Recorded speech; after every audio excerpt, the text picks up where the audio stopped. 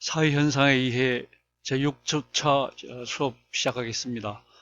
지금 우리 강의 계획서, 지난번에 우리가 배포한 대로 우리가 제5주차까지 사회와의 쟁점에 대해서 공부를 했죠. 첫 주에 우리가 강의 안내를 했고, 둘째 주부터 지난주까지 4주 동안 사회와의 쟁점에 대해서, 사회현상에 대한 접근 방법, 관점에 대해서 우리가 크게 네 가지로 이렇게 나눠서 봤습니다. 그 관점이 이제 대략 정리가 됐기 때문에 이제는 우리가 사회 현상 이해, 다시 말하면 사회학개론 내용의 컨텐츠에 이제 들어가도록 하겠습니다. 그러면 지금 강의 계획서에 있는 것처럼 제6주차부터 시작해서 제14주차까지 중간에 이제 중간 시험 한번 있고 약 9주 동안 약 9주 동안 우리가 그 사회학의 컨텐츠를 공부하도록 그렇게 합니다. 그러면 이제 오늘 이제 공부할 내용은 지금 제 6주차에 있는 것처럼 개인 사회학입니다. 개인에 관한 문제가 되겠습니다. 우리 사회학의 이제 첫 출발점이, 다시 말하면 사회 현상을 바라보는 그 주체, 바로 자아, 개인, 인간, 그 문제가 되겠습니다. 이제 사회를 구성하는 그 가장 최소의 단위가 바로 개인이고, 인간이고, 자아고 그렇습니다. 그래서 일단은 그 최소의 단위부터 우리가 논의를 출발하는 것이 논리적으로 맞지 않나 이런 생각이 들고요.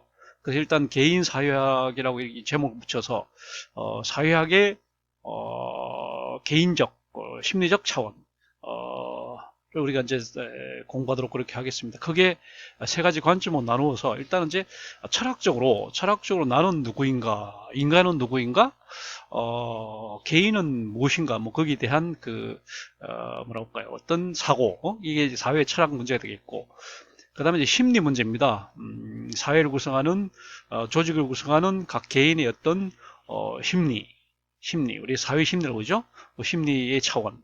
세 번째는 생물로서의 개인에 대한, 생물로서의 인간에 대한 우리가 사고. 뭐 크게 나누면 세 가지로 나눠서 우리가 공부하도록 그렇게 하겠습니다.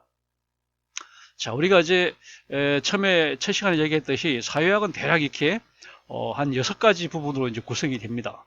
대략 뭐 여러 가지 관점에서 또 다르게 분류할 수도 있지만 대략 이렇게 6가지로 이렇게 나눠볼 수가 있는데, 우리가 지금 이제 공부하는 것이 첫 출발점이죠.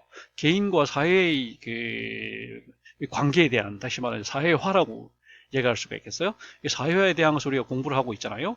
그래서 거기에 대한 관점을 우리가 지난번에 4가지로 나눠서 공부를 했고, 그 다음에 이제 우리가 제2장에 들어가면 사회 구성 채널입니다. 개인이 모여서 구성하는 사회 단위들이 어떤 게 있는가. 우리는 이제 좀 어려운 말로 사회 구성 채널이라고 합니다. 그래서 이제 얼핏 지난번에 계속 얘기를 한 것처럼 크게 이제 조직과 광의 조직이라고 얘기하는 집단, 뭐 제도 이런 것들 다 묶어서 우리는 이제 광의 조직과 그 다음에 계급 계층, 이렇게 이제 두 가지로 나눠볼 수 있는 거죠. 그래서 우리가 이제 광의 조직을, 사회를 구성하는 구심적, 그러니까 우리가 막 보편적 요인이다 이렇게 얘기를 했고, 그다음에 계급 계층은 우리가 또 사회를 구성하는 당파적 요인이다. 다시 말하면 원심력적인 요인이다 이렇게 이제 얘기를 했거든요. 이게 이제 두 번째 부분이 되겠고, 세 번째 부분은 이제 사회학이라고 하는 학문이 어떤 학문인가 하는 학문적인 성격. 네 번째는 사회 변동, 근대에서 현대로, 그 다음에 현대에서도 계속 이제 우리가 사회가 변화하고 있잖아요. 뭐 변동 차원에 관한 그런 사회 변동 문제. 그 다음에 다섯 번째가 현대 한국 사회라고 해서 현대 사회가 근대 사회와 어떤 차이점이 있느냐, 어떤 공통점이 있느냐 하는 것을 공부를 하는 것이고, 한국 사회는 그래서 공간적으로 보지, 한국 사회라고 하는 것이 여타 다른 그 지역, 다른 사회, 다른 차원의 다른 지역의 그런 사회와는 어떤 보편성과 차별성이 있는 거, 이거를 이제 공부하는 거. 그 다음에 여섯 번째 마지막 부분이 이제 사회 이론이라고 해서 사회 사상이죠. 사회 철학가들, 사회 사상가들의 각 내용들을 이제 하나씩 나눠서 보는 식으로, 이런 식으로 이제 구성이 되어 있거든요. 근데 이제 이 과목을 이렇게 우리가 보는 사회 현상 이해라고 하는 걸 제대로 공부를 하려면 크게 이렇게 6부분 우리가 공부를 해야 된다 이렇게 이제 얘기를 했고요.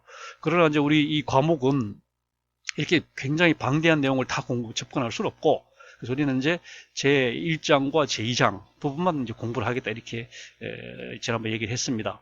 다시 말하면 제3장부터 이 내용들은 또 여러분들이 따로 이제 공부를 해야 돼요. 특히 이제 우리 사회복지학과 학생들, 그 다음에 아동 상담 심리학과 학생들은 무슨 사회 문제론 이런 거 한번 공부하거든요.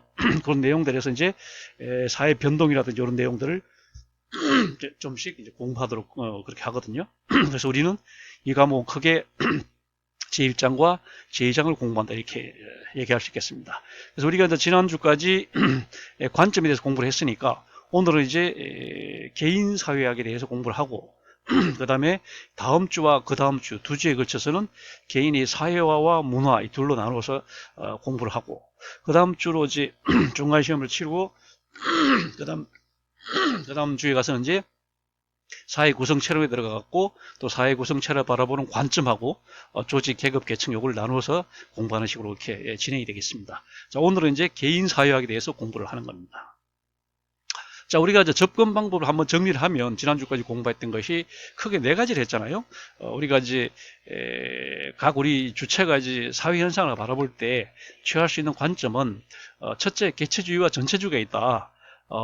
사회를 구성하는 조직을 구성하는 그 전체보다는 그 구성하는 개인, 인간, 주체 이런 것이 중요하다라고 보는 개체주의가 있고, 반면에 사회라고 하는 것은 그 구성하는 요소인 각 그 개인이나 인간 이런 것보다는 조직이랄지 뭐 계급 계층이랄지 이런 전체적인 속성이 중요하다라고 보는 전체주의가 있다, 이런 얘기를 했죠. 그 다음에 이제 두 번째는 기능이 먼저냐 구조가 먼저냐. 우리가 사회를 구성하는 여러 그 요소들을 보면은 그 두 가지 차원이 있단 말이에요. 기능 차원이 있고 구조 차원이 있단 말이에요. 그러면 어떤 게 우선이냐? 예를 들면 학교라고 하는 것이 있을 때 학교가 담당하는 그 교육이라고 하는 기능이 중요한 것이냐? 아니면 학교라고 하는 그 제도, 구조가 중요한 것이냐? 이걸 또 얘기하는 거죠. 대체로 이제 기능주의는 교육이라고 하는 그런 목적을 기능을 다하기 위해서 학교라고 하는 구조가 생겨났다, 이렇게 보는 것이 기능주의라고 볼 수 있고, 구조주의는 반대죠. 학교라고 하는 그런 구조, 그런 어떤 체제, 제도 이런 것이 먼저 생겨났고 거기에서 이제 기능이라고 하는 것을 수행하게 됐다, 이렇게 이제 보는 그런 관점인데, 이게 이제 우리 사회학에서는 이게 이제 생물학적인 용어라고 있잖아요. 생물학에서 우리 인체의 각 그 부위, 그다음에 뭐 어떤 식물의 어떤 꽃잎, 뭐 이런 것들의 기능, 구조 이런 걸 이제 보는 생물학적인 그런 건데, 이게 우리 사회학에 와서는 이제 어떤 식으로 되냐 하면 사회학에서는 역할과 지위가 된다, 이렇게 얘기했어요. 기능이라고 하는 것은 이제 생물학에서 기능이라고 하는 것은 우리 사회학에서는 역할이라고 할 수 있는 거고, 생물학에서 구조라고 하는 것은 우리 사회학에서는 지위가 되는 거죠. 지위. 이런 식으로 이제 나눠볼 수 있는 거고, 그다음 또 우리 사회 그 현상들 가운데 기능 것이 이제 사회화입니다. 각 개인을 사회에 적응시키는 사회화, 그리고는 사회화를 시키는 그런 제도, 어떤 구조, 뭐 그게 바로 문화거든요. 그러니까 이제 기능과 구조와의 관계는 우리 사회학에서는 역할과 지위와의 관계 같고, 또는 지금 얘기한 것처럼 그, 그 기능과 구조라고 하는 것이 그대로 이제 투영이 돼 갖고 또 사회화와 이제 문화와 이런 관계와 같다, 이렇게 얘기할 수 있겠고요.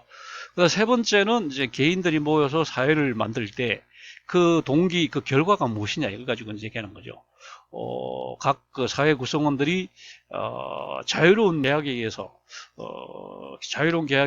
이제 개인들이 사회를 형성했다, 이렇게 보는 것이 계약설적인 관점이고, 투쟁설 관점은 각 개인들이 계급 투쟁 결과 이제 승리한 사람들이 자기들한테 좀 유리한 그런 제도로 만들어 놓은 것이 바로 사회다, 이런 식으로 결과론적으로 설명하는 게 바로 투쟁술이라고 이렇게 얘기를 했습니다. 그 다음에 이제 공리주의와 정의론이 있어 갖고 우리 사회의 이제 이익, 그 가치 차원에 있어서, 가치 차원에 있어서 우리 사회가 엄연히 이제 가진 사람과 못 가진 사람을 이렇게 나눠져 있기 때문에 절대 다수의 절대 행복, 최대 다수의 최대 행복을 추구하는 공유주의가 맞는 것이냐, 아니면 여러분 얘기했습니다. 맥시민, 저소득층에 있는 사람들의 편익, 그 효용 이런 것들을 극대화시키는 것이 맞는 것이냐 이렇게 놓고 이제 하는 관점이라고 이렇게 얘기를 했습니다. 그래서 크게 네 가지를 공부를 했고요. 그 다음에 이제 조금 보충해서 했던 것이 우리가 제2장에 이제 우리가 중간시험 치르고 다시 진도 나가야 될 제2장 사회구성체 부분에서 다시 한번 얘기를 하겠습니다만은 우리 사회에 또 보는 관점이 이렇게 크게 6가지가 대해서 얘기를 했죠. 그죠? 우리 사회가 어떤 구조물처럼 그렇게 본다면은 건축물로 본다면은 우리 사회도 꼭 같은 시란 거죠. 구조 건축물에도 지하실 기초공사에 해당하는 토대가 있고 그 위에 이제 빌딩 그 보험 건물이 있는 것처럼 우리 사회도 뭐랄까 토대에 해당되는 이제 경제 물질 이런 것 요소가 있고 그다음에 이제 보험 건물에 해당하는 상부 구조에 해당하는 또 의식, 정치, 교육, 문화, 사상, 종교, 뭐 철학 이런 것들이 있다라고 하는 게 그런 관점입니다. 그럼 어떤 게 더 중요하냐 하는 거지. 토대가 상부 구조를 결정짓느냐, 아니면 상부 구조가 토대를 결정짓느냐 그런 이제 관점입니다. 이제 토대가 중요하다고 보는 관점이 우리는 이제 막스다, 칼 막스, 그래서 막시스트다 이렇게 얘기하고 상부 구조가 토대를 결정짓는다고 보는 관점이 이제 베브리안, 막스 베브를 추종하는 사람들, 그래서 베브리안 이렇게 얘기를 합니다. 그 다음에 문명과 문화도 마찬가지죠. 나중에 이제 우리가 문화 공부할 때 다시 자세히 하겠지만 우리가 인류가 이렇게 살고 있는데 어떤 정신적인 그런 요소들을 이제 문화라고 봅니다. 정신적인 어떤 특질, 어떤 제도, 사회화시키는 그런 메커니즘 이런 걸 우리는 문화라고 이렇게 얘기를 하는데 문명은 그런 문화들 가운데서도 특별히 이제 물질적인 거를 문명이라고 봅니다. 뭐 석기, 철기, 청동기 이런 거랄지, 그다음에 뭐 상하수도무 이런 거 하여튼 이런 것들은 문화가 갖는 여러 측면들 가운데 물질적인 측면이거든요. 그래서 우리는 그걸 특별히 문명이라고 한다 이렇게 얘기를 한 거죠. 대체로 상부 구조가 문화에 대응한다고 보면 토대는 문명에 대응한다 이렇게 볼 수 있겠죠. 그 다음에 세 번째는 원심과 구심력이 있어서 우리 사회를 구성하는 그 구성 뭐랄까요 관계 우선 그 어떤 메커니즘 이런 걸 볼 때는 우리 사회를 계속 이렇게 다양성을 갖게 하고 서로 경쟁하게 하고 서로 모순 갈등 관계 있게 하는 그런 원심력적인 요소가 있는가 하면 또 우리 사회를 결속시키는 뭐 종교처럼 그 다음에 뭐랄까요 우리 뭐 가족이랄지 이런 그 집단이나 조직이나 이런 제도 같은 이런 그 구심력적인 요소가 있다는 거예요. 원심력적인 요소에 해당하는 것이 이제 계급 계층이라고 한다면은 구심력적인 요소에 해당하는 것이 다양한 형태의 집단 조직 제도 이런 거라고 볼 수 있겠어요. 그 다음에 연대 해체도 마찬가지입니다. 연대를 결속시키는 요소를 이제 구심력적인 라고 한다면은 해체 요인은 또 원심력적인 요소다 이렇게 볼 수 있는 거고요. 그 다음에 지금 또 조직 계급 계층 사회학 얘기를 했습니다. 우리 이제 사회를 구성하는 여러 요소들 중에 가장 주요한 것이 무엇일까 이렇게 볼 때 한쪽은 조직이다 이렇게 다양한 형태 광해의 조직이다. 집단이나 제도를 포함해서 광해의 조직이야말로 우리 사회를 구성하는 가장 주요한 요소다 이렇게 보는 이제 그 사회학을 조직 사회학 이렇게 얘기하고 현재까지 이제 주류를 형성하고 있는 그런 분야라고 할 수 있겠습니다. 그런 반면에 이제 계급 계층 사회학은 그런 것이 아니고 우리 사회를 구성하는 요소들이 이렇게 우리 사회를 결속시켜주는 그런 조직이라는 것이 아니고 우리 사회를 어떻게 보면 서로 내부적으로 다양성을 갖게 하고 서로 경쟁을 하게 하고 갈등과 모순을 일으키는 불평등 요소인 계급 계층 이것이야말로 우리 사회의 역동적인 그런 측면이 되기 때문에 이게 계급 계층이야말로 우리 사회학의 주류가 되어야 한다라고 보는 것이 계급 계층 사회학입니다. 그래서 이제 우리 조직 사회학은 보다 편안한 그런 사회학이라고 본다면은 계급 계층 사회학은 좀 불편한 진실이다 이렇게 얘기할 수 있겠고 이거는 현실이고요. 현실이고 조직 사회학은 우리가 뭐랄까요 약간 규범적인 우리가 지향해야 될 그런 방향성을 제시하는 그런 걸 볼 수가 있겠습니다.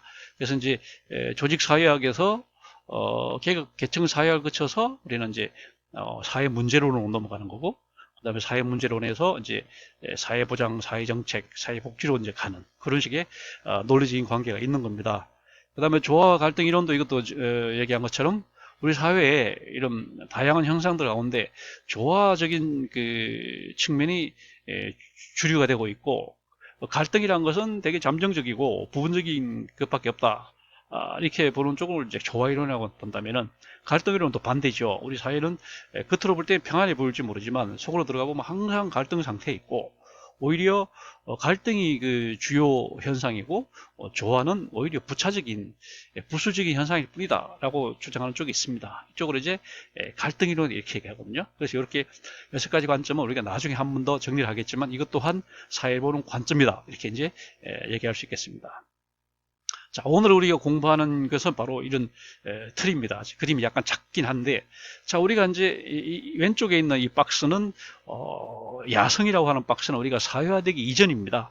말 그대로 자연 상태, 원시 상태, 뭐 정글 속에 이제 혼자 개인이 처해 있는 상태, 이런 것들을 우리는 이제 한마디로 야성이다. 지금 야성, 야성은 들의 그러니까 이제 우리가 문명, 문화의 세계로 들어오지 않고 그냥 정글 속에 처해 있는 그런 상황을 야성이라고 이렇게 얘기를 하고, 영어로 feral을 한다고 이렇게 얘기하죠. 그다음에 반면에 이제 우리가 이렇게 구성이 된, 조화롭게 구성이 된 것을 우리는 사회다 이렇게 하는 거예요. 야성과 이제 사회와의 관계입니다.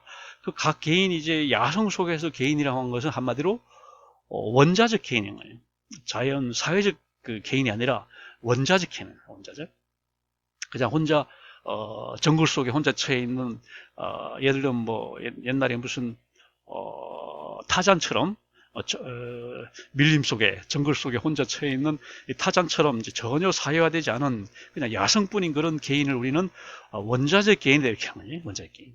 이런 원자적 개인은 이제 사회 속에 적응이 돼야 되는데, 그 과정을 우리는 사회화다 이렇게 하는 거예요. 사회화. 이런 사회화를 거쳐서 타잔, 정글 속의 타잔도 사회화를 통해서 이제 사회 구성원이 되는 거죠. 다시 말하면 한 이제 교육을 받고 언어를 배우고 또 그 하는 것, 이런 걸 우리는 이제 문화라고 해요. 그럼 문화를 이제 내면화시키는 거예요. 문화를 내면화시키라는 말이 결국 사회화거든요. 이게 사회화와 문화는 이제 동전의 양면처럼, 어쨌거나 야성 속의 그 원자적 개인은 사회화를 통해서, 그리고 문화의 내면화를 통해서 비로소 사회 구성원이 된다. 그래서 우리는 지금 우리 공부하고자 하는 것은 이 야성 속의 개인, 그리고 사회 속에 속해 있는 그 사회적 인간, 원자적 인간이 이제 사회적 인간으로 이제 되는 과정, 이것을 사회와 문화라 이렇게 하기 때문에, 우리 오늘은 이 원자적 개인과 사회적 인간에 대해서 이제 공부를 하는 것입니다. 그러면 이제 다음 시간에는 우리가 사회화에 대해서 공부를 하고, 그 다음 시간에는 문화를 대해서 공부를 하고, 또 그 다음 시간에는 이 단순결사체 범주의 공부를 하고, 그 다음 집단 조직 제도를 공부를 하고, 우리가 마지막으로 계급 계층을 공부하는 거예요. 이렇게 함으로써 우리는 우리가 지금 이번 학기 예정했던 모든 진도를 이렇게 끝내게 되는 겁니다. 요 도시 관계자분들이 잘 유념을 해서 나중에도 계속 반복이 될 겁니다. 그래서 오늘은 하여튼 이 원자적 개인과 사회적, 원자적 인간과 사회적 인간, 다시 말하면 인간에 대해서 한번, 인간의 본연에 대해서 공부를 하고자 합니다. 자, 먼저 이제 개인 사회학은 이제 세 부분으로 나눠져 있는데, 아까 말한 것처럼 철학적인 차원에서 먼저 한번 보고요. 그 다음에 심리학적 차원에서 한번 보고, 그 다음에 마지막으로 생물학 차원에서 한번 보고, 이렇게 우리가 세수로 나눠서 이제 공부를 하도록 그렇게 하겠습니다. 먼저 철학적인 차원에서 우리 개인, 사회를 구성하는 최소 단위인 개인, 그리고 인간, 주체, 이런 그 우리가 이제 문제는 결국 뭐냐면 정체성에 대한 문제. 나는 누구인가? 나는 누구인가? 나는 과연 누구인가? 우리 가족을 구성하는 그냥 한 가족원일 뿐인가? 아니면 우리 지역 사회를 구성하는 대한민국 이번에 그 총선거에 참여한 유권자의 한 사람일 뿐인가? 아니면 앞으로 군대에 가야 될 남학생 19세 남자일 뿐인가? 여러 가지, 나라고 하는 걸 보면 여러 가지 이름도, 석자도 있고, 나이도 있고, 혈액형도 있고, 굉장히 다양한 그 요소를 지니고 있는 게 그 개인, 인간의 주체인데, 그러니까 이게 정체성이 굉장히 혼란스럽다는 거죠. 과연 누구인가? 나는 정말 유능하고 정말 낙관적이고 모든 것을 성취할 그런 무한한 잠재력을 가진 그런 적극적인 존재인가? 아니면 나는 항상 그 죄책감에 시달리고 항상 그 무능감에 빠져 있고 항상 뭐랄까요 부정적이고 소극적인 그런 사람인가? 이게 뭐 도저히 알 수가 없는 그래서 거기에 대한 문제를 우리는 정체성이라는 거예요. 정체성. 그러니까 아이덴티티 나는 누구인가 라는 거 하는 그런 문제인데 그러니까 이제 이게 사회학적으로 보면 자 사회를 구성하는 그럼 나는 과연 가치 있고 우리 사회 구성으로서 나는 정말 우리 사회 발전에 기여할 수 있는 그런 한마디로 말하면 쓸모 있는 인간인가? 아니 우리 사회에 그냥 해만 끼치는 부담만 주는 그런 쓸모없는 인간인가 이런 데에 대한 그 있을 수 있잖아요. 이런 여러 가지 이제 그런 고민을 할 수가 있는 게 말로써 철학적인 문제가 되겠는데, 그러니까 자기 그 개인에 대한 것도 관점도 세 가지로 볼 수 있는 거예요. 인식론과 존재론과 윤리론. 조금 어려운 얘기입니다. 네? 다시 말하면 인식론 입장에서 보면 나라고 하는 이 주체라고 하는 것이 굉장히 내가 나는 정말 많은 것을 인식할 수가 있고, 그 다음에 그 내가 인식하는 것만이 존재하는 것이고 내가 인식하지 못하는 것은 존재하지 않는 것이고 그러니까 결국은 나의 인식이 중요한 것이냐 네? 그런 인식론적인 관점이 있습니다. 에피스테몰로지 이렇게 말합니다. 반면에 존재론은 이제 객체 차원 객체가 나라고 하는 그런 사회를 구성하는 그 개인 나의 그런 인식 이하가 중요한 것이 아니고 객관적인 존재 자체가 중요한 것이다. 거기에 처해 있는 여러 존재들 사이에 처해 있는 나는 그냥 하나의 구성 요소 중에 하나일 뿐이다. 다시 말하면 n분의 1일 뿐이다. 이렇게 이제 보는 그런 관점이거든요. 나는 굉장히 미약하다. 내가 인식할 수 있는 범위는 굉장히 좁고 내가 시각을 통해서 청각을 통해서 인식할 수 있는 영역은 대단히 제한되어 있다. 정말 나는 미약한 존재다. 이렇게 보는 관점이 이제 존재론 관점이죠. 그래서 인식론과 존재론은 이제 두 가지 관점입니다. 인식론은 우리가 이제 철학적으로 볼 때 주체가 중요하다.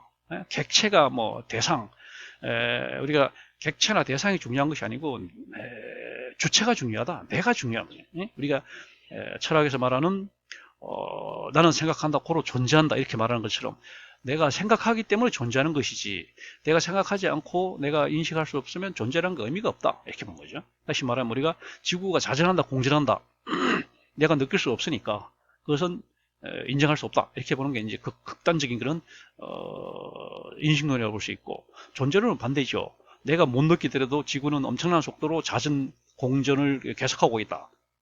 그거는 내가 인식을 하든 못하든 별로 중요한 것이 아니고 존재 자체가 중요하다 이렇게 보는 거기 때문에 철학적인 관점에서 볼 때는 인식론과 존재론은 굉장히 이제 우리가 이제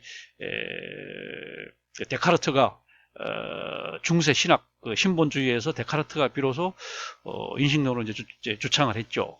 인간은 인식의 주체이기 때문에 인간이 인식할 수 있는 것만이 존재하고 신은 우리가 인식할 수 없으니까 존재하지 않는다 이렇게 이제 끌고 나갔던 것이 뭐랄까요 주체 철학이라고 볼 수 있겠고요.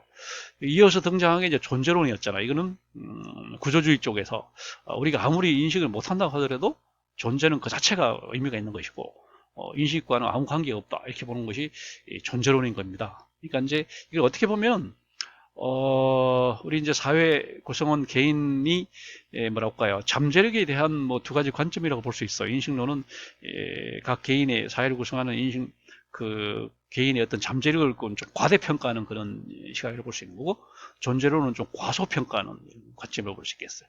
아까 그런 얘기로 예를 든다면 인식론은 주로 뭐라고 개체주의 입장이 좀 서요. 개체주의 조직 그 다음에 사회 이런 공동체 이런 구조 이런 전체 이런 것보다는 그걸 구성하는 각 개개인 인간 주체 이게 중요하다고 보는 그런 인식론이에요. 존재론은 반대죠.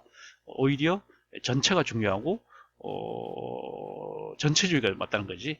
그 전체 사회 속에 이제 한 개인이 들어가게 되면 그 개인의 어떤 속성은 별로 중요한 것이 아니고 그냥 전체로서의 사회 조직 이런 게 중요하다고 보는 것이 존재론이기 때문에 약간 그렇게 연관해 있다고 보는 것이고요. 그리고 철학 관점은 크게 이제 사회 속에 사회를 구성하는 개인에 대한 관점도 이제 철학적인 관점에서 볼 때는 이 둘로 이제 나눠볼 수 있는 거고, 그 다음에 윤리론은 이제 뭐 윤리죠. 뭐 가치 판단을 통해서 옳다, 틀렸다, 그 다음에 아름답다, 뭐 추하다, 그 다음에 해야 된다, 하지 말아야 된다, 이런 판단하는 것이 윤리학입니다. 이게 그래서 우리 철학은 크게 인식론, 존재론, 윤리로 나눠지는 것이고, 인식론과 존재론은 뭐 맞다, 틀리다, 옳다, 그러다, 뭐 해야 된다, 말아야 된다, 이런 판단이 없잖아요.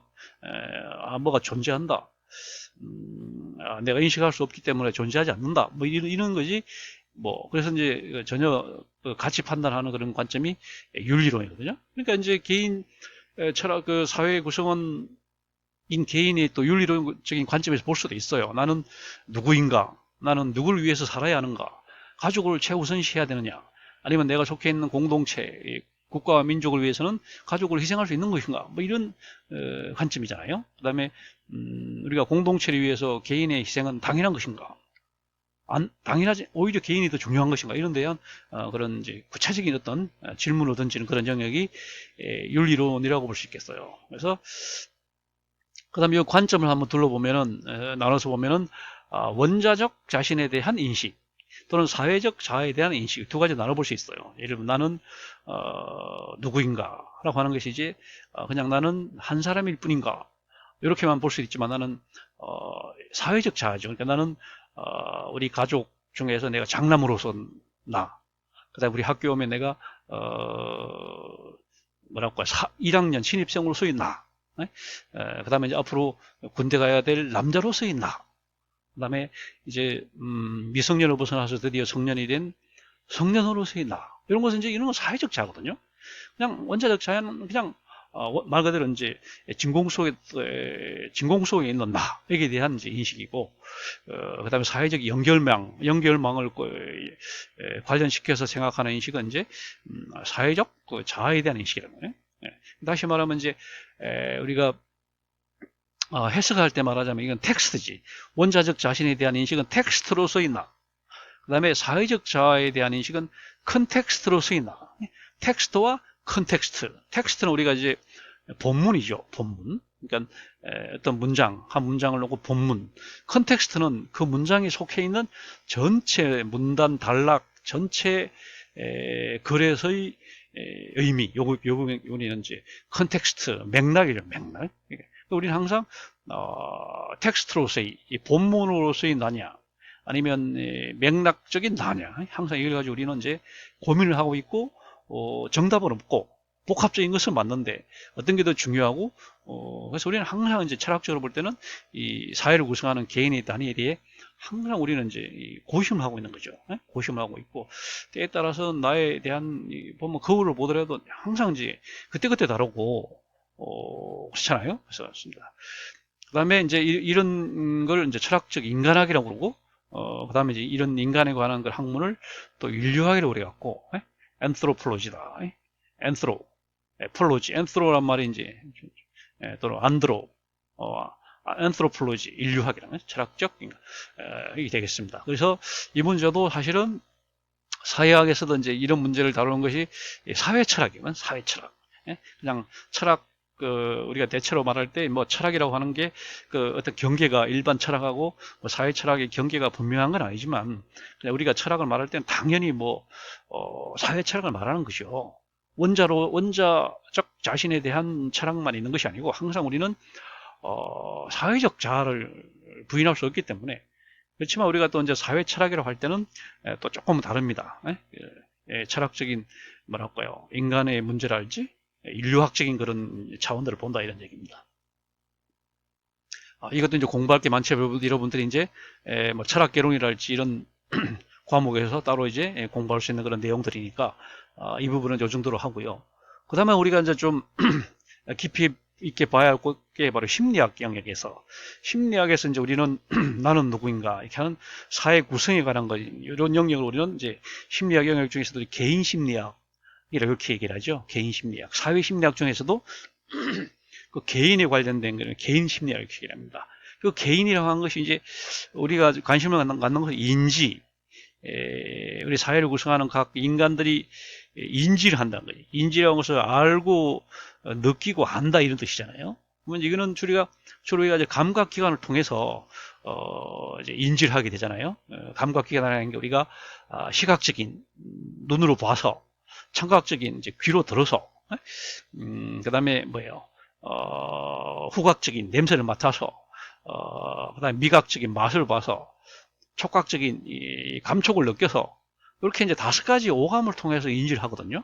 그리고 그 5가지 감각을 또 이제 조직화하고 논리적으로 연상하고 그다음 비교하고 분석하고 해서 하는 논리. 이렇게 하면 크게 보면 우리는 이제 인지에는 크게 5가지도 6가지 구성이 된다. 5가지 오감 플러스 논리 이렇게 해서 이제 6가지로 해서 인지를 하게 되는데, 이게 이제 인지가 영어로는 cognition 또는 perception이라고 말하니, 외부에서 자극을 받아들이는 게 인지라. 여러 가지 형태로 받아들이는 게 인지란 말이야.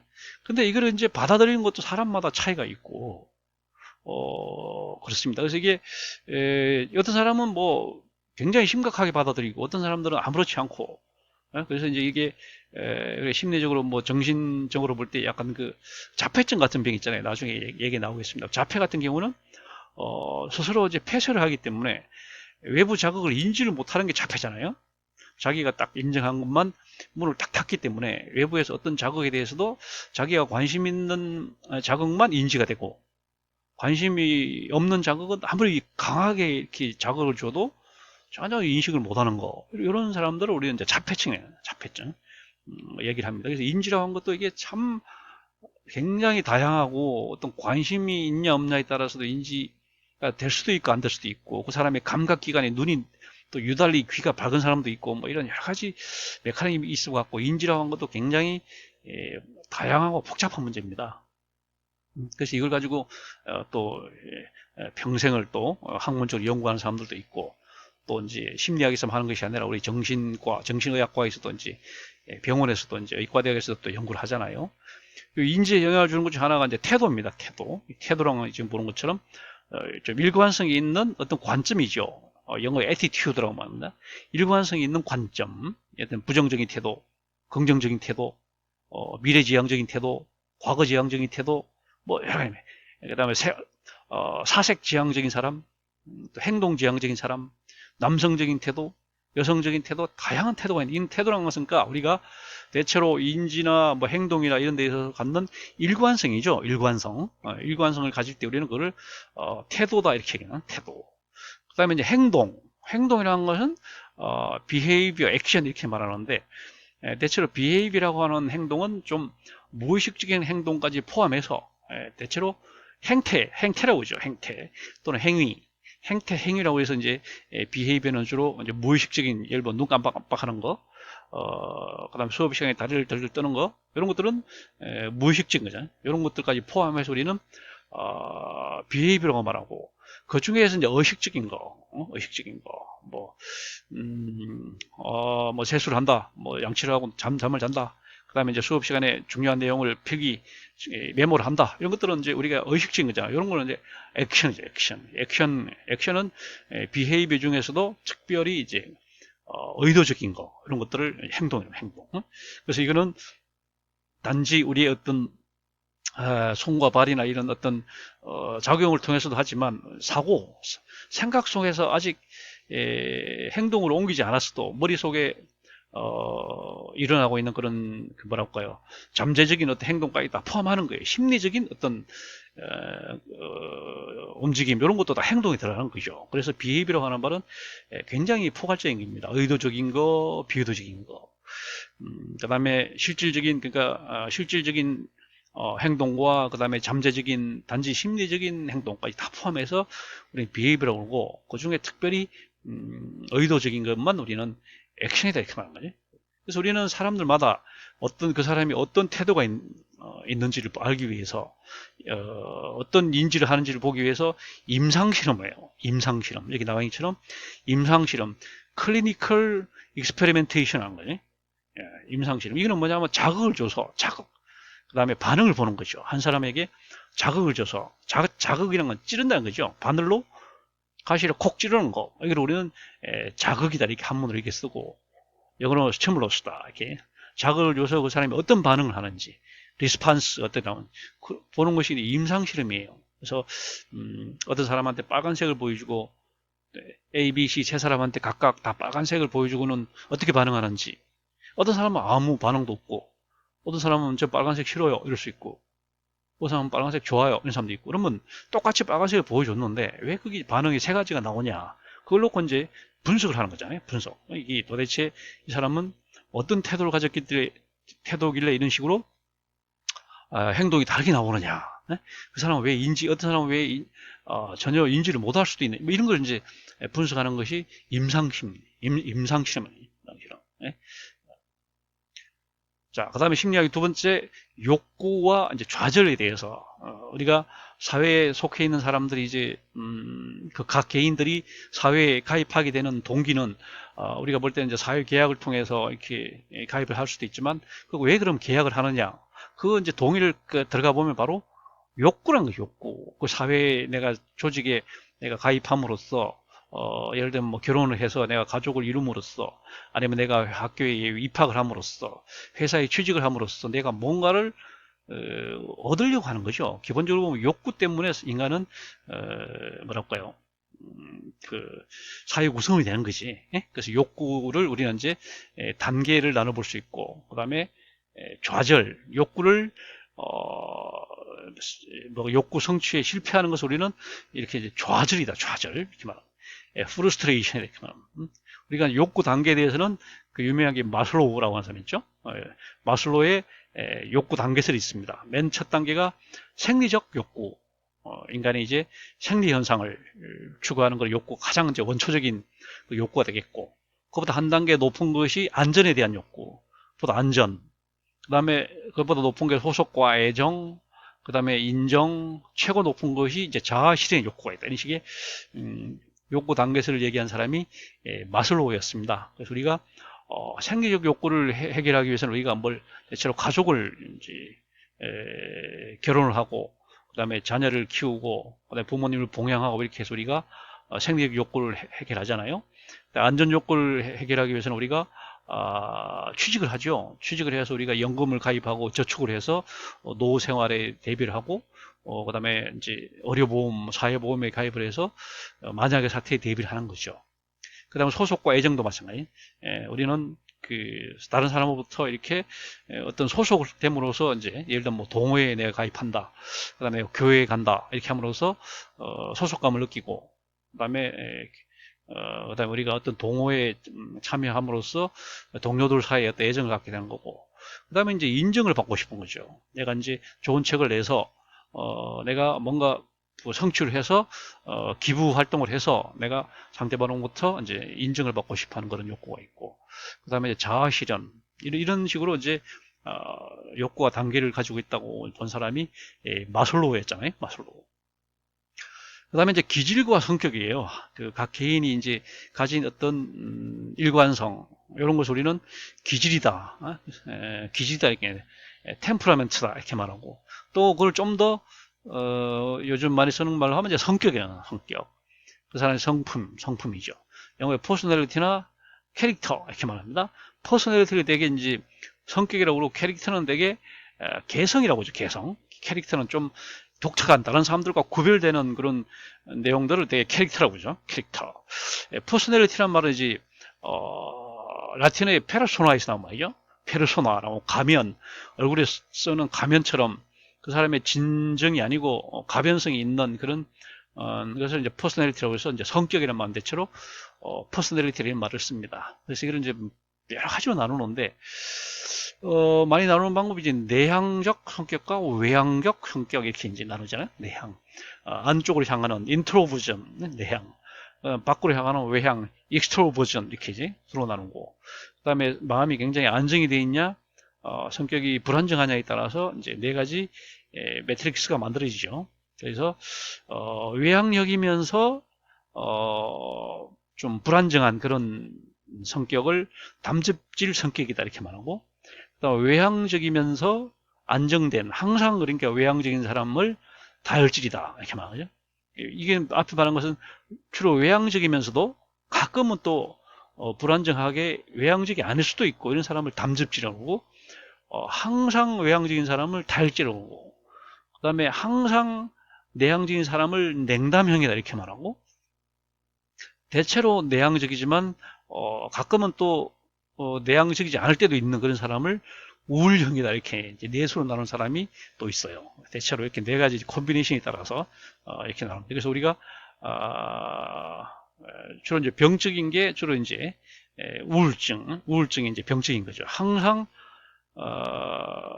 이게 약간 이제 변형이 있는 그런 조울증이라고 하죠. 조울증. 나중에 이제 뭐 심리 상태에 있어서 우리가 이제 조울증이라고 한 게 그거잖아요. 조급증과 우울증이 합쳐진 거잖아요. 그래서 항상 뭐라고 할까요? 이렇게 분위기가 뭐 기분이 업돼 있는 항상 기분이 좋은 그런 조급증하고 항상 이제 가라앉아 있는 이 우울증이 이제 합쳐져 가지고 막 시시각각 조급증이 됐다가 우울증이 됐다가 막 시시각각이 뒤죽박죽 섞여 있는 상태.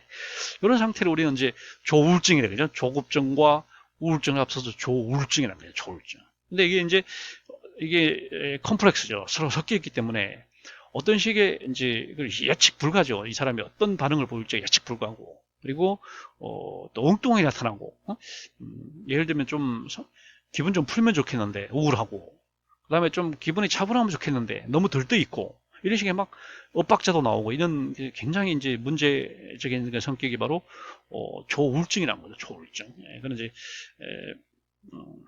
굉장히 뭐라고 할까요?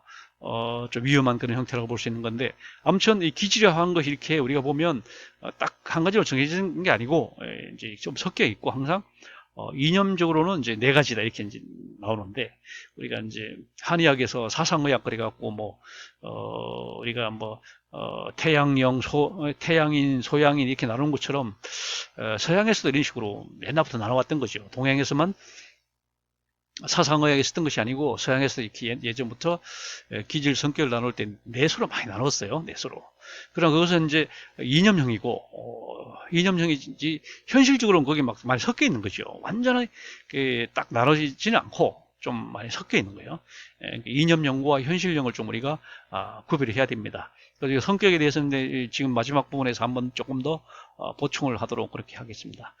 그 다음에 발달 단계설이죠. 우리가 사회에 속해 있는 개인, 하여튼 한 인간이 아주 어렸을 적부터 이제 성숙한 인간이 되기까지 그 과정에 그 단계설이 있어요. 우리가 말하는 프로이드가 8단계설을 얘기한 적이 있죠. 인간의 가장 원초적인 그 본능을 프로이드는 리비도라고 있잖아요. 리비도. 이 리비도가 어디에 있냐에 따라서 리비도가 입으로 간다 그러면 구순기, 그다음에 굳히기, 학문으로 간다. 그다음에 이성의식 이런 식으로 가는 이제 리비도의 방향에 따라서 이 사람은 8단계를 나누었어요. 출생 직후에 이제 그런 단계가 있었고, 그다음에 뭐든지 구순 입으로 갖다 대는 입에 갖다 넣는 그런 그다음에 이제 학문기, 그다음에 성기를 보고 이제 남근 숭배 이런 여성 열등감 이렇게 가는 것을 이성의식 시기, 그 다음에 이디퍼스 콤플렉스 시기, 그 다음에 잠복기, 사춘기 이렇게 나눈 사람이 프로이드의 8단계설이고, 그 다음에 에릭슨이라는 사람이 또 8단계설이죠. 신뢰와 불신, 수치와 인문, 죄책감, 그 다음에 근명과 열등감, 역할 혼동, 그 다음에 친근과 고립, 창의와 침체, 자아 완성 이런 식으로 8단계를 거쳐서 간다고 한 사람이 에릭슨이죠. 그 다음에 또 우리 정신 아동 발달 심리학자 또 장삐아제는 4단계를 나눠 갖고 인지작동 단계, 준비 단계, 단순적 논리, 추상적 논리 이런 식으로 4단계로 나아간다 이렇게 말했고, 그 다음에 이제 미드라는 사회학자는 또 모방의 단계, 유희의 단계, 경기, 즐기는 유희의 단계, 다음에 게임을 하는 단계 이런 식으로 이제 3단계로 나눈 사람이 있습니다. 이렇게. 하여튼 이 조직에 속해 있는 한 사회에 속해 있는 개인의 발달 단계는 상당히 다양한 이제 그런 이론들이 있지만 대체로 이제 원초적인 그런 단계에서부터 좀 고차원적인 단계로 이렇게 거쳐가지요. 자, 그 다음에 이제 우리가 지금 이제 철학 부분으로 봤고, 그 다음에 우리가 심리학 부분으로 봤으니까 우리가 마지막 부분은 이제 생물학의 부분이 되는데요. 생물학은 이제 우리가 내가 초창기 때 얘기를 했습니다. 우리가 우리 인간이라고 하는 이 동물이 사회적 동물인데 사회적 동물인데 그 인간을 이제 생물학적으로 한번 본다고 그럴 때, 우리 다시 말하면 생물학으로서의 인간에 대한 그런 고찰이에요. 다시 말하면 동물로서의 인간에 대한 그런 고찰이죠. 생물학 영어로 이제 바이올로지, 그다음에 생물학 중에서도 동물학이죠. 주올로지. 우리가 말하는 식물학은 보타니. 우리가 식물학은 이제 전혀 관심 없는 거 동물학에 주올로지. 그러니까 동물학에 대해서 우리가 한번 보면 우리 인간을 이제 분류를 해보면 생물학적으로 이제 인간을 분류를 해보면은 인간은 이제 일단은 생명체에 속하죠. 무생물이냐 생물이냐. 그러면 인간은 생명체에 속한다. 오르가니즘, 오르가니즘, 오르가니즘은 생명체에 속하는 거죠. 다시 말하면 난오르가니즘이 아니고 난오가니즘은 뭐예요? 무생물이죠. 생명이 없는 것을 난오가니즘이라고 그러고 생명이 있는 것은 오르가니즘이다. 이렇게 우리는 생명체 또는 인간은 생물에 속하고 그 생물 중에서도 우리는 인간은 식물이 아니라 동물에 속합니다. 그래서 우리는 동물계에 속한다. 동물계. 그다음 동물 중에서도 인간은 척색동물에 속한다. 그래서 척색동물문, 척색동물문에 속한다. 척색동물 중에서도 인간은 포유강에 속한다. 젖먹이 동물에 속한다. 척추가 있는 동물 중에서도 또 젖먹이, 그러니까 이제 태생, 난생이 아니고 태생에 속한다. 포유강. 그 다음에 포유강 중에서도 인간은 영장류목에 속한다. 영장류목에 속한다. 영장, 그러니까, 뭐라고 할까요? 뭐라고 할까?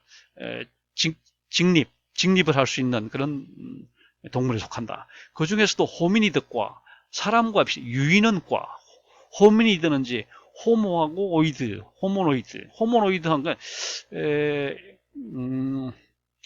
인간과 비슷하게, 다시 말해, 유인원과에 속한 거예요. 인간과 비슷한 유인원과에 속한 거예요. 원숭이, 뭐, 침팬지 이런 유인원과에 속하고, 그 중에서도 인간은 호모속, 사람 속에 속한 사람 속 중에서도, 현생 인류, 사피엔스 종에 속하는 사피엔스 종. 이렇게 이제 인간을 분류를 해보면 이렇게 분류 체계를 가는 거지. 우리가 말할 때 그 생물학에서 분류는 가장 낮은 단위가 종이잖아요. 종, 속, 과, 목, 강문, 개 이렇게 이런 식으로. 예. 그러니까 이제 인간은 다시 말하면 그 호미니드과까지만 하더라도 다시 말하면 호모속 이전 이 호모속 이전까지만 하더라도 인간은 동물입니다. 그냥 단지 동물일 뿐이에요. 그러나 호모속이 됨으로써 비로소 인간은 사회적 동물. 그러니까 이제 우리는 다시 말하면 인간이 그냥 호미니드과에 속해 있다고 한다면 인간은 우리가 이제 사회학이 필요 없는 거지. 그냥 동물학만 공부하면 되는 거죠. 그러나 인간은 비로소 완전히 완전 직립보행함으로써 사람이 됐거든. 호모속이 되면서부터 이제 사회학이 시작된 겁니다. 다시 말하면 앞에 아까 생물에서부터 시작해서 동물계, 적색동물문, 포유강, 영장류목, 호미니드과까지 올 때는 인간에 대해서는 동물학적인 그 관심만 가지면 되겠어요. 그러나 인간이 완전히 직립을 함으로써 다시 말하면 호모속이 됨으로써 비로소 동물학으로만은 안 되고 플러스 사회학이 필요한. 그래서 우리는 그래서 사회학을 공부하는 겁니다. 맞아, 인간이 그냥 다른 동물과 원숭이나 침팬지나 이런 동물과 우리가 똑같다면 그냥 호미니드과일 뿐이다면 우리는 동물학만 공부하면 돼요. 동물학만. 그러나 우리는 호모속이 됨으로써 완전 인간이 직립을 함으로써 완전히 그 이전에 그 여타의 동물과 완전히 단절이 되는 거지. 침팬지와는 근본적으로 이제 다른 호모속이 됨으로써 인간은 비로소 인간만의 독자성, 특수성이 나타난 거죠. 그다가 이제 그 이전에는 인간의 보편성, 다른 동물과의 보편성이 나타난 거죠. 이런 부분에 대한 그 책이 내가 여러분 수업 시간 이야기합니다만은 그 털없는 원숭이라는 책입니다. 이 책은 데스몬드 모리스라는 사람이 아주 오래된 책이에요. 책은 한 40년 이상 된, 한 50년 정도 된 아주 굉장히 오래된 책입니다. 데스몬드 모리스라는 사람이 The Naked Ape라고 하는 책을 썼습니다. A Geologist Study of the Human Animal. 인간이라는 동물에 대한 동물학적인 연구다. 그래서 어디 벌거벗은 The Naked Ape. 옷을 입지 않은 원숭이. Naked. 적나라한 원숭이. 적나라란 말이 전혀 옷을 입지 않은 적나라. 그래서 이걸 번역을 털없는 원숭이 이렇게 이제 번역을 했고, 부제목을 동물학적 인간론이라고 이제 부제목 붙였는데, 이 책을 보면 이제 그렇게, 이 책의 주제가 바로 그겁니다. 인간은 다른 동물과 어떤 점이 다른가 하는 걸 이제 이 사람이 다루고 있는 거예요. 인간도 원숭이인 거는 맞는데 털이 없다, 이거 털이 없다. 이 털이 없다는 게 원숭이라는 점에서 보편성을 가지고 있지만, 털이 없다는 점에서는 특수성, 전연지, 독자성, 전혀 원숭이와는 다른 존재가 인간이라는 거죠. 인간이 아까 말한 것처럼 사회적 동물인 거는 맞는데, 단지 동물이 아니에요. 동물이라는 점에서는 이제 보편성을 갖고 있지만, 사회적이라고 하는 점에서 특수성을 갖고 있거든요. 그래서 여러분들이 지금 이 시간에 마지막에 얘기를 하겠습니다만은, 여러분들이 읽어야 될 책들 중에, 독후감 써야 될 책 중에 이 책이 한 권입니다. 그래서 이 책을 여러분들이 잘 읽고 아주 흥미롭게 잘 쓰여진 책입니다. 이 책을 읽고 이제 독후감을 쓰면 되는데, 이 책이 처음 이제 유럽에서 나왔을 때, 이 책은 그 로마 교황청에서 사실 그 금서로 지정을 했어요. 이건 너무 책이 너무 적나라하다. 이 책은 너무 뭐랄까, 쉽게 말하면 음란도수다 이렇게 해갖고 막 이게 금수로 지정이 돼갖고 못 읽게 했었어요. 그러다가 이제 풀렸죠. 금수에서 풀리니까 많은 사람들이 또 읽었습니다. 이 책이 엄청나게 많이 팔린 책입니다. 이 책은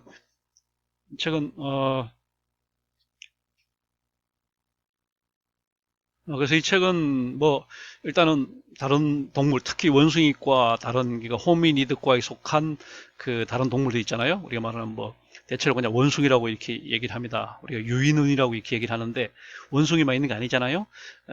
갔다가 하는 침팬지, 그다음에 뭐 고릴라, 그다음에 뭐 오랑우탄, 이런 동물들 인간이 어떻게 다른지를 이제 이 사람이 보고 있는데, 이 사람이 보고 있는 가장 것은 역시 직립보행이다. 인간만이 완전히 직립을 한다는 것이죠. 다른 유인원들은 또 가끔은 직립을 하지만 완전 직립을 하지 못한다는 것이죠. 그리고 뭐 침팬지 같은 경우에는 뭐 상당히 뭐랄까요,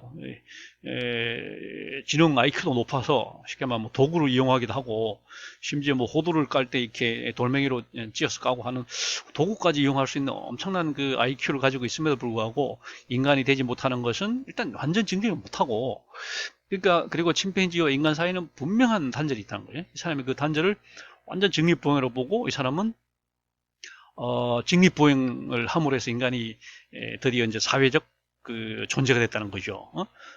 인간의 직립보행하면서 출산, 일단 뭐 여성들이 출산을 할 때 뭐랄까요, 그 이렇게 직립보행 하다 보고 허리가 이제 좁아지잖아요. 그러니까 아이를 출산하기가 힘이 드니까 이제 아이를 미숙한 상태로 이제 아이를 한 9개월 만에 이제 아이를 출산하게 될 수밖에 없는.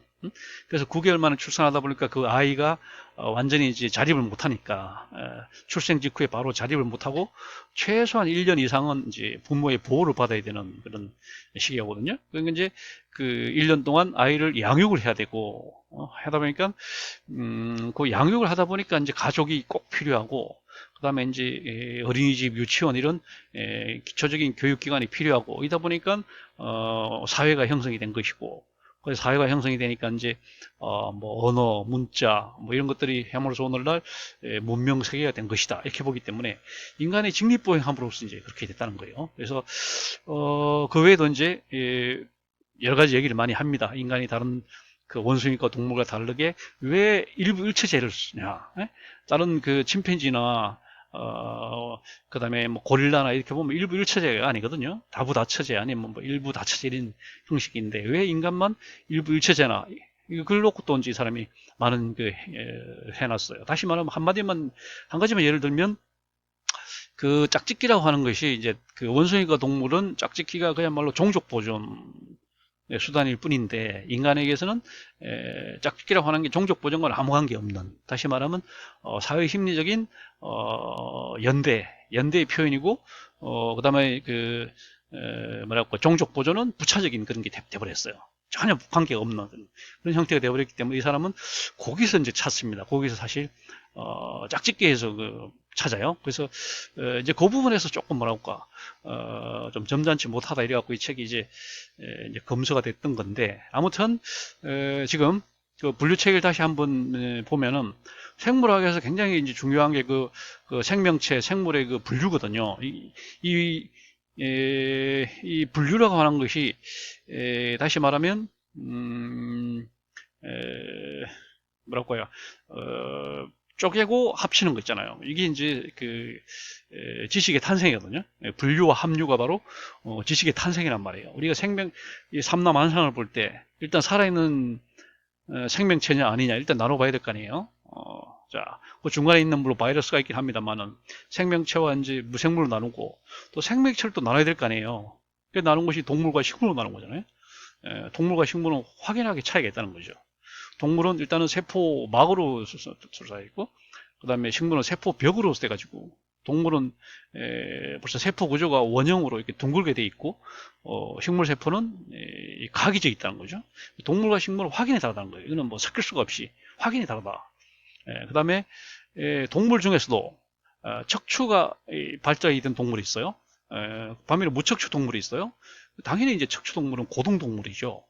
무척추 동물은 하등 동물이고, 고등 동물은 척추 동물을 볼 것 같지만 척추를 중심으로 해서 좌우가 대칭으로 돼 있고, 그 다음에 척추를 통해서 이제 신경계통이 이제 고도로 발달하다 보니까, 이제 척추 속에 이제 척수가 들어가고 이러다 보니까 척추 동물들은 다 이제 고등 동물로 이제 분류가 되는 거죠. 이 척추 동물 중에서도 이제 난생, 태생이 있어가지고 알을 낳는 그런 난생 동물하고 또 새끼를 낳는 태생 동물이 있다는 거죠. 근데 이제 인간은 이제 태생 동물이면 태생. 그러니까 이제 새끼를 낳다 보니까 이게 결국은 엄마와 자식 간의 관계가 굉장히 긴밀하게 될 수밖에 없다. 난생 동물은 그게 뭐 분명하지 않지만 태생 동물이기 때문에 유달리 이제 부모 자식 사이가 이렇게 긴밀할 수밖에 없는 게 포유류 강이란 거죠.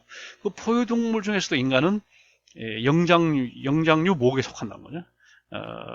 여기서부터 갈라집니다. 포유강에서는 고양이, 강아지, 뭐 사람이 다 같지만 여기서 달라진 거죠. 고양이는 이제 식육목 간 거죠. 식육목으로 가고 사람만 이제 영장류목으로 분리됩니다. 사람이 이제 직립보행하는 쪽으로 두 발로 서는 동물로 이렇게 되는 거죠. 그 다음에 영장류목 중에서도 호미니드과라는 것이 유인원입니다. 사람과 비슷한 원숭이 유인원과가 호미니드, 휴머노이드, 인간과 비슷한 그 유인원과가 되는 거고, 유인원과 중에서도 이제 호모속, 인간속인 이게 인간속인 거예요. 인간속. 그 인간속 중에서도 이제 현생 인류, 그러니까 사피엔스 종류. 그 전에 무슨 뭐 호모 에렉투스, 무슨 호모 이런 오스트랄로피테쿠스 이런 것들은 다 호모 속에 속하는 거죠. 현생 인류에 와서 이제 사피엔스 종이 된 거죠. 그래서 인간은 다시 한번 말하지만 호모 속 이후에서부터 사회적 동물이 된 거고, 호미니드과 이전으로는 그냥 동물적 동물이죠. 사회적 동물이 아니라 그냥 단순 동물이 된 거고, 호모 속부터 인간은 사회적 동물이다 이렇게 얘기할 수 있겠습니다. 자, 여기까지 우리가 이제 진도 내용이 되겠고, 조금 보충하려고 지금 뭐랄까, 사회를 구성하는 인 또는 조직을 구성하는 인, 사람. 이건 이제 조직인 또는 사회인론 이렇게 얘기를 해서, 성격 유형론 아까 얘기했잖아. 성격이라고 하는 것은 퍼스널리티라고 하는 것은 그 결정짓는 것은 유전과 환경이다. 그 사람은 성격이 왜 저럴까? 그것은 그 사람의 유전입니다. 혈액형. 어떤 혈액형이냐. 그다음에 부모로부터 아니면 할아버지, 외할아버지 이쪽으로부터 이제 물려온 유전이 이제 적인 요소가 있고, 그렇다고 유전 요소가 다 같은 게 아니라 환경적인 또 영향을 받는 거죠. 그래서 우리가 말할 때 생물학에서 말할 때 라마르크가 말하는 용불용설이라 했지. 그다음에 멘델이 말하는 유전의 법칙이라 할지, 그 그다음 우리가 찰스 다윈이 말하는 그 자연 도태, 그다음에 뭐 이런 것들은 다 유전의 이제 중요성을 얘기하는 거거든요. 근데 이제 그것만 있는 것이 아니라 환경도 중요하다. 이게 이제 찰스 다윈은 돌연변이라고 그러죠. 돌연변이 요소가 있기 때문에 유전만으로는 설명할 수가 없다. 유전 이 환경이라고 하는 요소를 이제 동시에 고려해야 된다. 성격 유형 아까도 얘기했잖아요. 우울증이 있고 냉담형, 낙관형, 뭐 다혈질, 내향형, 외향형 이 식으로 그다음에 프로이드는 이드, 에고, 슈퍼 에고 이렇게 말하고 또 프로이드 아까 말한 것처럼 이런 식으로 단계설을 얘기했고요. 그 다음에 우리가 성격을 나누는 방법이 여러 가지 있습니다. 우리가 뭐 미네소타 병원에서 미네소타 대학병원에서 다면성 인격 검사 이런 방식도 있었고, 그 다음에 뭐 애니아그램 이런 것도 있었고, 그 다음에 가장 많이 보는 게 MBTI죠. MBTI 네 가지 기준의 양극단 8개로 나누어서 성격을 한 MBTI 마이어스 브릭스 타입 인디케이터 해갖고 우리가 MBTI로 해갖고 그 사람의 성격을 구분하는 그런 방법이 있습니다. 하여튼 그만큼 조직을 구성하는 한 개인을 볼 때도 굉장히 상당히 다면적이고 굉장히 복잡한 존재라고 하는 거죠. 그래서 일단 성격부터도 이렇게 나누기가 여러 가지 이론들이 있다는 겁니다.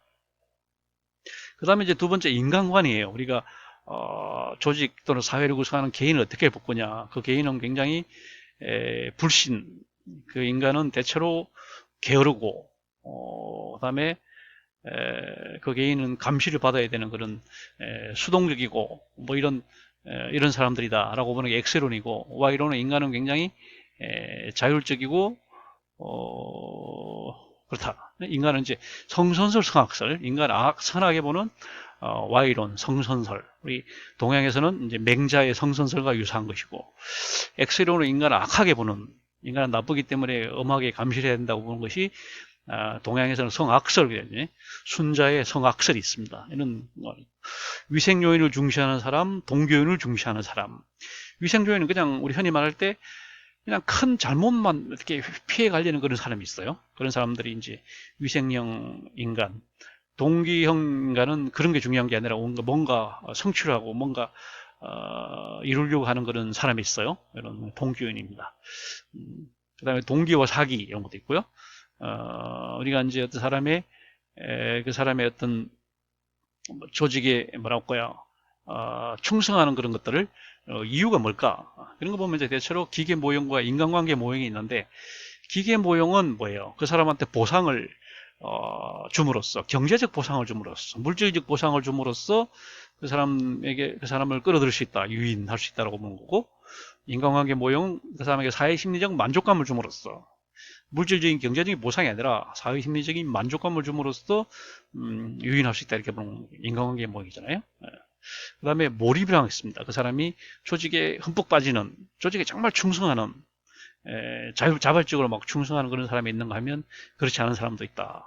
어떻게든 자기 이익만 극대화하려고 하는 사람이 있다. 몰입을 한 거죠.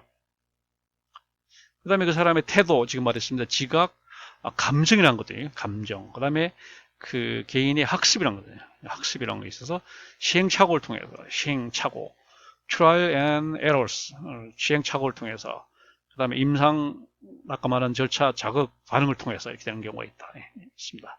자, 요즘 들어 우리가 그 개인에 대한 공부를 이제 다 한 거고요. 그 다음에 마지막으로 지금 한 가지 얘기할 게 지금 독후감입니다. 이거는 본래 여러분들 중간 시험 때까지 내기로 했는데 조금 우리가 사정이 생겼기 때문에 재구조차 수업 시간 이전에 제출하기로 하겠습니다. 네? 그러니까 언제가 되나요? 5월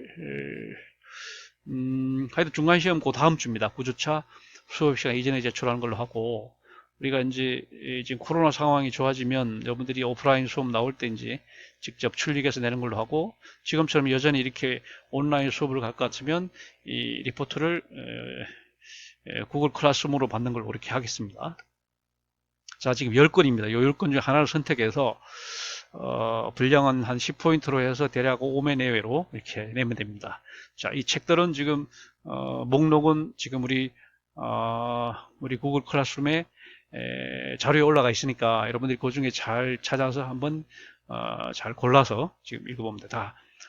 자, 먼저 한번 보면 학벌 문제, 그 다음에 외래인 배제 문제, 그 다음에 우리가 사회계약설, 그 다음에 정의론, 그 다음에 지금 얘기한 데스몬드 모리스의 철없는 원숭이, 그 다음에 내 책, 구조주의 이론이라는 책, 우리 중앙도서관에 있습니다.